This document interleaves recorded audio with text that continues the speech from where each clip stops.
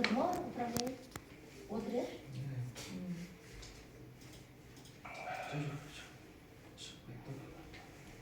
Жоқ отыр ғой. Шыққан жоқсыздар ма? Айзада біз карьерді де бастайын деп отырмыз. Бастай берсек. Бұл хорошо, бастай беріңіздер. Құрметті жиынға қатысушылар, Регистрация жасаймыз. мынау бүгінгі ашық жиналыстардың ақылы қоғамдық регламенті бойынша қоғамдық тыңдауға қатысушылардың тіркеуі жүргізілді.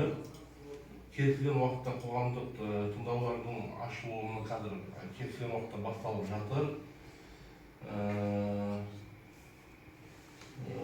Тапсырушысы SPF IBI жауапкершілігі серіктестігі. Тақырыбымыз SPF IBI жауапкершілігі серіктестігінің номері 2-ші келес кен орнына бағдарламасын қоршаған ортаны қорғау шаралары және құқық бөлігі бойынша жобаларды бойынша баяндамашыға сөзге 10 минут, баяндаманы талқылау 10 минут, баяндама бойынша қоғамдық тыңдауларға қатысушылардың ескертулері мен ұсыныстары, арыз-шағымдары, талаптарымызды тыңдалады. Баяндамашының өз кезегінде қоғамдық тыңдауларға қатысушылардың ескертулері мен ұсыныстарына жауап береді. Қоғамдық тыңдаушылардың қорытындысы 10 минут. Регламент бекіту туралы қатысушылардың шешімі. Қарсы қалыстар бар ма? Регламентті бекітіп алсақ. Bir ауыздан қабылданды регламентіміз. Регламент қабылданды. Одан ары қарай қоғамдық тыңдауларды өткізу қағидаларының 20-ші тармағына сәйкес қоғамдық тыңдаулар тиісті әкімшілік аумақтық бөліктің әкімі аппараты өкілінің төрағалық етуімен бастамашы және мүдделі жұртшылықтың қатысуымен өткізіледі. Сондықтан жиналыс төрағасы өзім Абай ауылы әкімінің орынбасары өтеді Мұхамеджан Өмірзақұлы ұсынып отырмын. Қоғамдық тыңдаулардың қатысушылардың қарапайым дауыс көпшілігімен сайланады. Хатшы болуға Балықбаева Жадыра Нұрғалиевнаны ұсынамыз. Бұны бекітуге дауыс берсек, қарсылар жоқ, хатшылықтың төрағалары қарсылар жоқ, дауыс қабылданды. Сөзді баяндамашыға беріледі. Қоғамдық тыңдауымыздың тақырыбы SPF IBI жоқ. Ау, айта беріңіз. Бізде қазір 10 минуттан кейін Zoom бітеді да, сіздер ақыры видео түсіріп жатсыздар ма? Себебі конференция қайтадан 10 минуттан кейін ашылады. Я түсіріп жатырмыз видео, я? Болды онда, хорошо. А то қазір 10 минуттан кейін бізде конференция бітеді. Хорошо, жарайды. Видео түсіріп жатырмыз. Бастыңыз ғой қыздар? Болды. Қоғамдық тыңдауымыздың тақырыбы SPF IBI жауапкершілігі шектеулі серіктестігінің номері 2-ші келес кен орнында орналасқан шөгінді жыныстарды өндіру,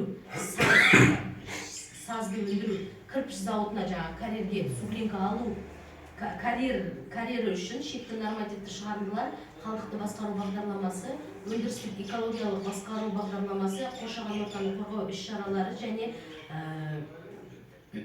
қоршаған ортаны қорғау бөлімі жобалары бойынша болмақ бүгінгі қоғамдық тыңдауымыздың тақырыбы.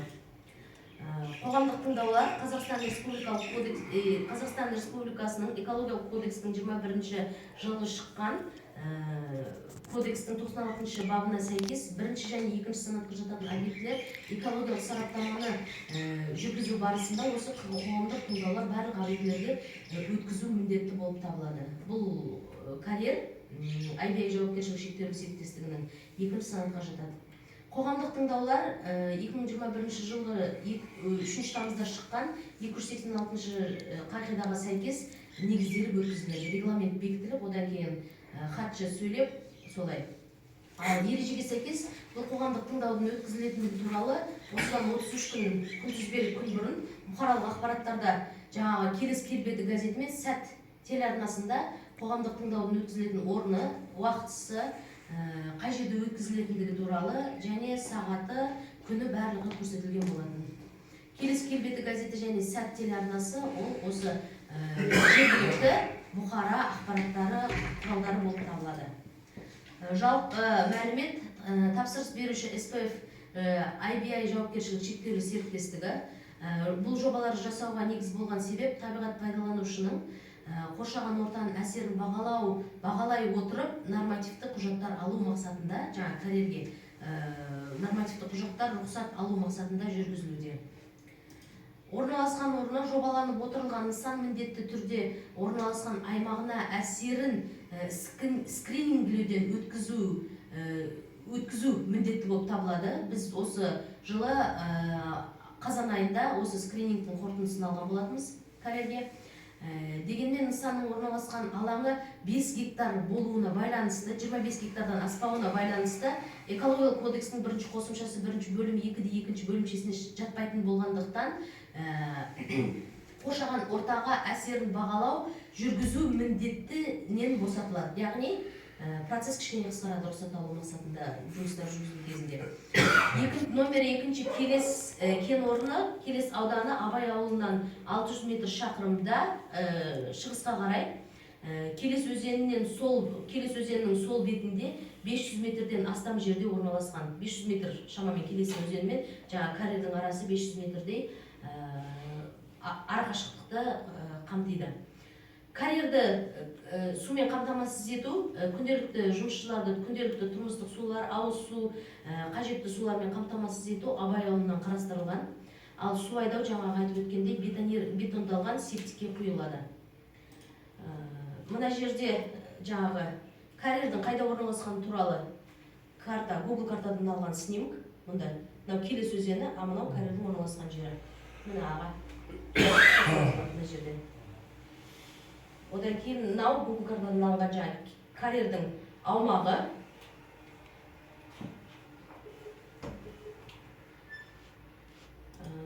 Және карьер Келес өзенінен 600 метр шақырымда орналасқан. Ал оның карьердің жанында, солтүстік жағында өзінің кірпіш зауыты орналасқан. IBI жауапкершілігі шектеулі серіктестіктің. Номер 2 Келес кен орны 5 гектар жерді алып жатыр. Лицензия бойынша, лицензия 2020 жылы алынған бұл жауапкершілігі шектеулі серіктестікке. Бірақ сол 2020 жылда өзіне қажетті рұқсатты ала алмаған карьерге. Қазіргі күнде бұл рұқсат алу мақсатында жүргізіліп жатқан жұмыстарда есептеулердің барлығында 2024-тен 30 жылға дейін деп карьерге рұқсат алу жұмыстары жүргізілуде. Себебі лицензияда осы лицензия алған күннен бастап 2020-дан 2030-ға дейін алынсын деп рұқсат берілген лицензияның өзінде. Лицензия бойынша саз балшық қоры өзінің категориялары бар. S1 категориялы саз балшық 302 мың метр куб шамамен, ал S2 37.977 метр куб бар деп сол жерде барланған лицензия бойынша. Сол 5 гектар жер. Жұмыс мерзімі күніне 7 жыл жұмыс жасайды. Карьер 7 жыл 250 күннен күніне, аптасына 5 күн, бір ауысым 8 сағат жұмыс жасайды. Карьердің жылдық өндіру қуаттылығы жылда 20 мың метр куб жаңағы саз балшықтарды өндіруге рұқсат алу мақсатында және 2024-тен 30 жылдар аралығында 7 жылда 140 мың метр куб саз балшықты өндіруге рұқсат алу жұмыстары жүргізіліп, есептеулер жүргізілді осы жылдарда. Карьер жұмыстарында шекті нормативті шығарындылар есептелген кезінде ол жерде ешқандай организованный источниктер, ластауыш көздер анықталынған жоқ. 4 анықталынбаған ластауыш көз табылды. Олар есептелініп, жылына шамамен 0,5 тоннадай жылына шығарындылардың қоршаған ортаға шығарылатындығы есептелінді. Ал қалдықтарды басқару бағдарламасы әзірленген кезінде карьерден жылына шамамен 393-те 9 тоннадай қалдықтың түзілетіндігі анықталды. Бұл жерде 393 тонна кен орнының беткі қабатына тастау, карьердің бірінші беткі қабатына тастау, одан астындағы жаңағы өзінің қажетті жаңағы санаттарына жататын саз балшықтарды өндіру жаңағы айтып өткен S1, S2 солар өндіріледі. А беткі қабаты шамамен жылына 393 тоннадай вскрышка дейді, бетін аптастайды. Растительный слой. Растительный слой. Соны аптастайды. Сол бұл жерде қалдық болып есептелінеді да, сол жоба жасалынып жатқан кезінде. Мен сол қалдық емес, беткі қабат ол. Жоба бойынша ол қалдық болып есептелінеді. қоршаған ортаны қорғау бойынша іс-шаралар жобасы жасалды. Сол жобада бұл Кореяда екінші санатқа жататын болғандықтан өзінің өндірістік экологиялық басқару бағдарламасына сәйкес 90 сайын өзінің есебін тапсырып отыру керек. Шаң басу жұмыстары Кореяда міндетті түрде жүргізілу керек, автотранспортта жүретін жолдарда, және орналасқан аумағына тал жасылдандыру жұмыстары тоже бұл жерде жүргізілу керек. Бұлсыз рұқсат ешқандай берілмейді. Осы қысқаша Корея туралы ақпарат. Сұрақтарыңыз болса, ұсыныстарыңыз? Жаңағы өзінің аумағында Кореяда көгалдандыру жұмыстарын қарау, баптау бұл кісілер өздеріне жүктеле ме, или ол өзінің территориясында өзіне жүктеледі. Өзіне жүктеледі, өзінің территориясында. Кейін жаңағы бет растительный слой дейді ғой, жаңағы плодородный слой бетінде абсайтындарында. Олар қай жаққа бір жерге шығарып тастай ма, сол жерде қала ма? Оны қайтып төсейміз. Оны Кореяда рекультивация жұмыстары жүргізілген кезінде оны қайтадан қолданады, оны, иә? Оны шығарып тастайды. Уақытша деген сөз. Уақытша. Иә. Жаңағы лицензияны жердің қабаттарын барлау жұмыстарын жүргізілген кезінде сонша қабат жарамсыз деп табылады да бұл кісілерге, кірпішке. Сондықтан оны алып тұрады да, сол жаңағы 2030 жылы рұқсат бітуге жақындаған кезде 1-2 жыл бұрын бұл кісілер уже рекультивация жұмыстарын жүргізу жобаларын жасап бастайды. Жаңағы беткі қабатты қайтадан төсеп, бұл жерге тал егу жұмыстары жүргізілу керек. Міндетті түрде. Жердің беткі қабатын қалпына келтіру керек қой. Шұңқыр жерлер болса, оны тоже қайтадан толтырып, өзінің мүмкіндігіне қарай. Қазылған жерге жаңағы мал анығы түсіп кетпеу мәселесі бойынша бұл жер қоршала ма, қоршалмай ма? Бұл негізінде жаңағыдай. Келешекте қоршайтын не бар? Проекті бар. Сол 54-7 гектарды қолдың қоршап, аламыз енді қазылың қатылығына байланысты шешім бар. Мазар қалмас нәрсе ол, орындалатын нәрсе. Тұрғындар тарапынан, енді бұл жаңа мен тұрғындардың тарапынан айттым, себебі барлығын сол жаңа малайзация бастағыларсыздар, жаңа қазылған жерге ертең күні жаңа мал түсіп кетіп, сондай жағдай болмау үшін жаңа бұл кісіге сұрақ қойылды. Бұл кісі тұшымды жауап берді, нақтылап бұл жерді қоршалатын жөнінде. Енді сіздер тарапынан өздеріңіздің ұсыныс пікірлеріңіз, арыз шағымдарыңыз болса айтыңыздар.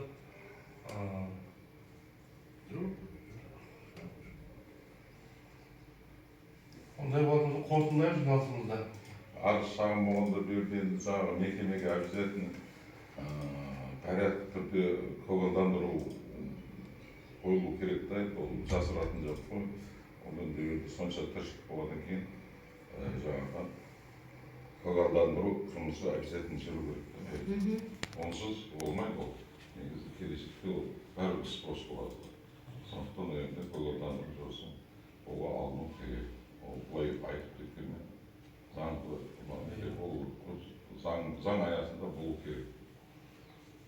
Иә, бұл кісілерді біз жаңағы Абай ауылында үлкен инвесторлар ретінде білеміз, жасалып жатқан жұмыстармен таныспыз. Жалпы